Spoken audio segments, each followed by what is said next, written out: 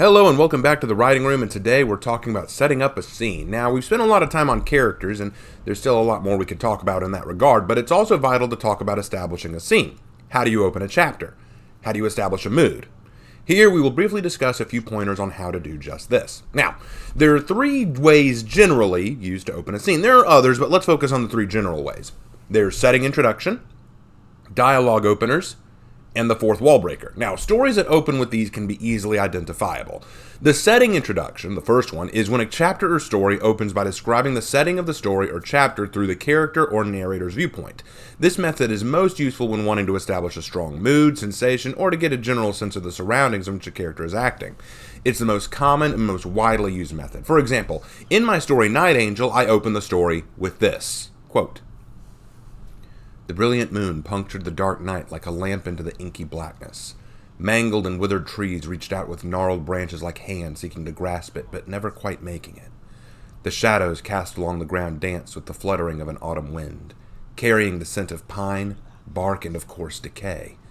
The subtle moan of the breeze accompanied the subtle rustle of the branches. The ground felt bare, as if all the animals and birds had taken to shelter from the haunting night. It was in this cryptic darkness that Rebecca felt most at home." End quote. Now, based on that opening, what did we learn about the setting? What was the mood that was being set? How was it meant to make you feel? Time for an English tip. If you want to guess the mood, look to the adjectives. Adjectives don't just describe words. They can give them a tone or a mood. Mangled and withered trees, gnarled branches like hands, subtle moan of the breeze, haunting night. All of the adjectives here are very dark, spooky, or frightening. The setting is meant to be a little off. You're not meant to feel happy. You're meant to feel uneasy, uncertain. This is a kind of a Halloween-style setting with creepy trees, dark nights, scary shadows, and empty forests. All of this can be told from just the adjectives, but let's actually go a little deeper. Good settings appeal to the five senses: sight, taste, touch, smell, and hearing. You should rely on these when describing your setting because using them all as best as you can will help to give your reader a better idea of where they are and what they are encountering. Just describing what you see is fine, but what does the character hear? What do they smell? What's the temperature? Knowing these things draws the audience further in. In the Night Angel chapter, how many senses are used? Go back and re-listen. We have sight, certainly. We have describing the trees, the moon, and the shadows and the wind. But we also have smell, when the narrator describes the scent of pine and bark and decay. This creates not only a smell sensation, but also tells you something is dead or decaying nearby, creating foreshadowing about what the character of Rebecca might find. Have a sense of what you want your audience to prepare for in your story. We also have sound as we hear the subtle moan of the breeze accompanying the rustling of the branches. Touch, as well as the ground felt bare. See how many senses you can draw from in just one paragraph? Now imagine spending 3 or 4 paragraphs just describing a scene. Authors do this all the time, and when you really expand on what you want your audience to see and feel, you can really create a much stronger atmosphere. Setting a scene is the best time to really get out into the mood and sensations and tone that you want for your story or chapter. And it'll go a longer way because if you can make your reader feel the sensations of your characters, it will engross them in the story. It's the difference between watching something happen and being a part of it. Now, this chapter actually plays around a little with juxtaposition, the dark and frightening sensation of the night, with Rebecca feeling at home in it. We've made a sudden alteration from dark and creepiness to elation, or at the very least, sanguinity. Rebecca feels at home in this dark, creepy forest that we just described. Well, why? Why would anyone? This is the chance to introduce the character Rebecca, to give the audience something to latch onto. By establishing a creepy setting and then sharing a character who is unbothered by it, now the audience is curious about her. We've learned more about the character and what she's used to. Now, to be fair, this isn't necessarily a rule. You can certainly have your characters have a mood that runs in line with the mood you're setting. But that relies entirely on what you want from the character. What do you want them to say, feel, do? And once you've established a setting, your character is now bound to it until they change location or time of day. Be sure that this is where you want your character to be and that you know how your character and reader are supposed to feel in it. This goes back to a previous entry I talked about where it comes to understanding your character. If your character is put into a certain setting, like a dark, creepy forest, how will they feel? Will they be okay with it? Will they be afraid of it? Will they be angry about it? This comes down to you understanding your character. Rebecca Anderson is used to the dark, creepy forest, so it doesn't bother her. I made sure to understand that and write that out in the setting. Good writers make their readers feel like they are a part of the world, not just spectators.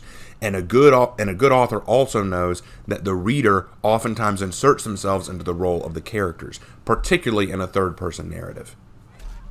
Now, the second scene setter that we need to talk about is the dialogue opener. This is a very fun but tricky tool. In this form, the setting opens with a line of dialogue or opening quote from a character or narrator. The dialogue is designed to be off-putting and alarming or to establish immediate transition.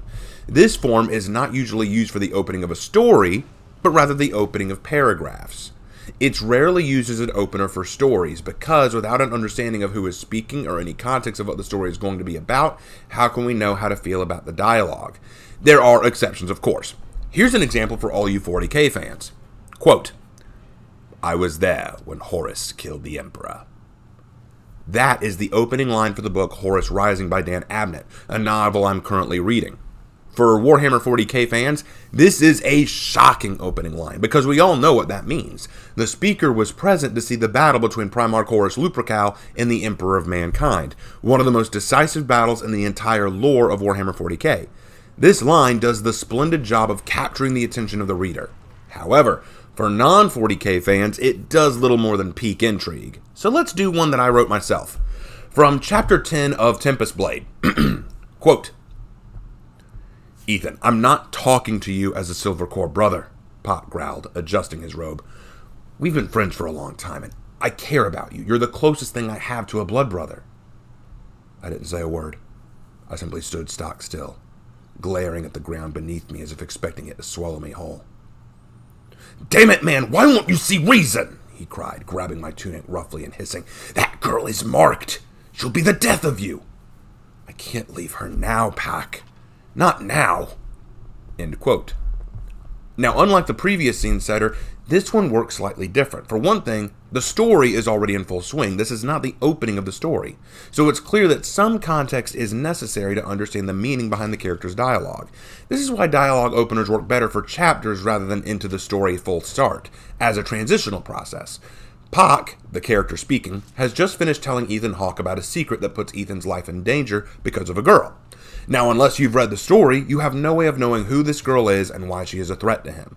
That's the ultimate weakness of this style of opener. It requires context to work effectively, and it doesn't always establish the setting well. It can, but it requires more elements to work. Quite often, if the dialogue is followed by an established scene, then the setting can be given while also setting a mood. Here's one you might like. From Chapter 5 of The Tale of Tomiki, quote, "I'm sorry, Mom. I'm so sorry," I cried. I said these words countless times. I'm sure they were inscribed on my tongue by now. My mother's body lay before me as I was on my knees, crying, bawling like a baby. The dark sky above was crying tears as well, baptizing me in my own guilt. Her peaceful, smiling face. I could still see it smiling, even if just slightly. The water that trickled from her face looked like tears. Was she crying too? Could she hear my voice from heaven? I wailed at the sky and beat my fist into the grass, wishing that I could reverse time, change what happened, bring her back. The hill at which I had brought her overlooked the town, a single tree standing nearby. Shadowing us as a single rope swing lazily beneath one of the lower branches hung, swishing in the rain. The grass was wet and sticky beneath my knees, but I didn't care. I barely felt it. Her heavy body felt so much more so in my arms and against my lap. I brought her here because this place meant something to her. She would take me here when I was little and said that she used to play here when she was little. I always had fond memories of sitting on this hill and just looking at the sky. Even when Belle and I didn't agree or we had a fight coming here, we'd soon get over it, forget it. This was our place of renewal. We wrote wrongs here. But this time there's no fixing this. I couldn't right this wrong. It was too little, too late. End quote. Now here the dialogue works in tandem with an established setting. Again, there had to be some context knowledge beforehand to know what's happening. But thanks to some exposition from Tomoki, we know a little of what must have happened. His mother is dead, and it was somehow his fault. We also know the value of this setting for Tomoki, adding to both the sadness and pain of this moment for him. It still draws on the dialogue strengths of giving character presence and input, as well as a transition from the previous chapter, but also helps to solidify the location of our characters, as well as give us a mood to latch onto. Now, there's another variant of dialogue opener where you can open with your character's feelings or general mood. Perhaps instead of opening with Tomoki's dialogue, I could have left it out and just opened with his feelings or his mood, which would have been just as serviceable. Now, the third method of a scene setter is one that I don't use all that often. It has its benefits, but it also has a glaring weakness.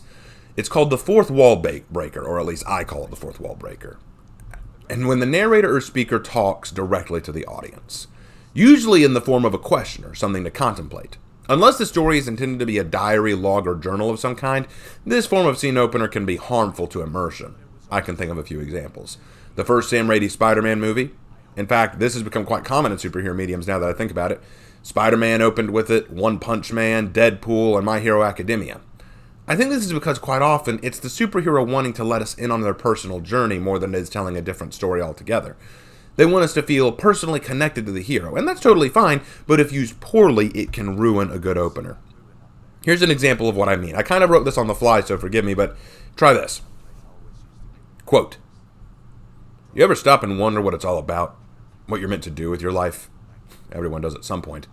And now it was Jonathan wondering that same thing as he sat listening to the bland radio music playing, as he sat at his desk, tapping his pen against the desk with a dull groan.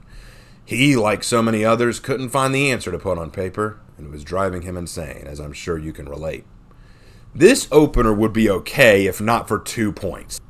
The first is that the narrator has officially put a barrier between us and Jonathan. We are treated as spectators to Jonathan's story, not as people who can be involved or close to him. We relate to Jonathan as a bored person lacking answers, but it's ham-fisted. Good stories establish the relatability of a character through their actions, deeds, and wants. If the narrator has to literally tell us that he's relatable, then I no longer feel invested. Let the story speak for itself. Another possible fix is to make the narration in the first person, so instead it's Jonathan asking the reader the initial question, breaking the fourth wall by way of a diary or a journal or an interview. This would work fine so long as the context is established well enough in advance that this kind of fourth wall break makes sense. There are other ways of setting a scene, but those are the 3 general ones that I see most often. In essence, setting a scene requires a writer to understand the character who is entering the scene, the context behind which the scene is being portrayed or entered, the mood or emotional effect it will have on the reader and character, and the sensations that it will create. As a final example, you've been watching a Skyrim clip. The game starts with my Dark Elf character running out of a cavern into the world of Skyrim. How would that open in a book? Let's try it. I'm going to literally write an opener for this, a scene setter. Here we go. The sun met my eyes with a punishing glare that forced me to recoil in shock. The sudden sensation of fresh air was welcoming but surprising.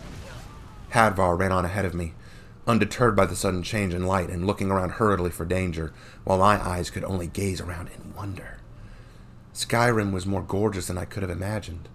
The land teemed with foliage, flowers, and green everywhere, waving delicately in the springtime breeze.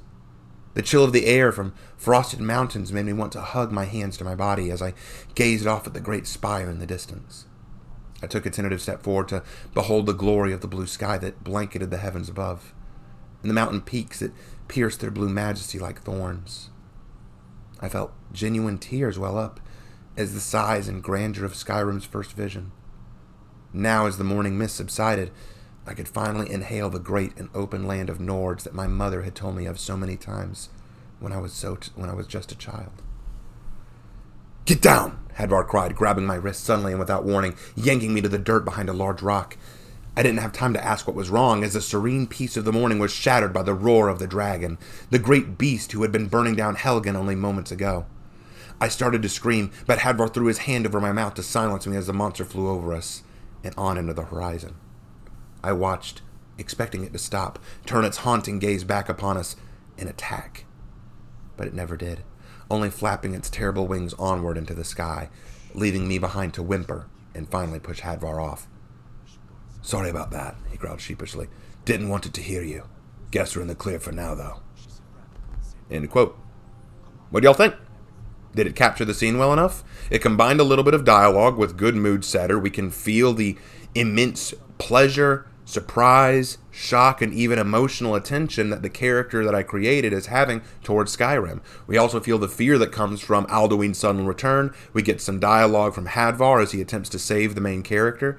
We get enough to really set a mood and understanding of what the world looks like. And I could have gone deeper. This was just kind of something I threw together. We could have gone more deeper into the smells that were experienced, the sounds, the sensations. There's a lot that could have gone into this. But you can see now that by using basic mood setters, setting setters, applying the different senses, and even a little bit of dialogue, we can really set up a really solid opening scene. So now for your homework. It's your turn to give it a shot. Now, if you need one to work off of, you can use the clip that you just watched of Skyrim. Pick a scene where my character goes into a new location and try to describe what the character might be seeing or feeling through a scene-setter tactic that I just explained.